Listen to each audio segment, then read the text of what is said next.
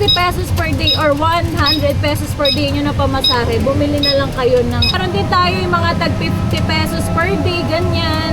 So guys, andito kami ngayon sa Marikina. Nakasakay kami sa Tortoise Jeepney e-bike namin. Ayan. So kami iikot.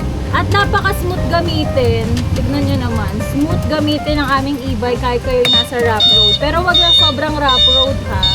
Kasi syempre e-bike lang naman to, hindi katulad ng mga motor to. Kayo naman kung kayo mag-atid sundo sa school, syempre mas maganda guys na yung 60 pesos per day or 100 pesos per day nyo na pamasahe, bumili na lang kayo ng bumili na lang kayo ng e-bike, di ba? Yung worth it sa pera nyo. Yung worth it sa pera nyo. Meron din tayo yung mga tag 50 pesos per day, ganyan. Naman sa inyo mga junakis, di ba? Hello po. Hello pa! Ay, sabi niya si Mama. Hello, Ella. Yun yung may crush sa akin dati. Yung ko lang talaga sa mga polis eh. Ayaw mo lang sa pulis na yun.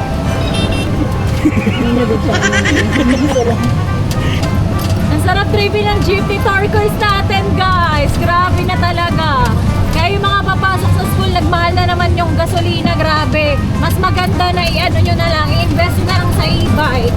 Para magamit nyo na din, para hindi na kayo masyado naglalakad, diba? Kaya Hindi ka na naman dyan. lagi ko siya ini-storage. Pag nakikita ko lang siya nalulungkot, huwag ka malungkot, Miss Mai. Nasok ko dun sa loob, Si Boding oh. Yung tatalbugin din.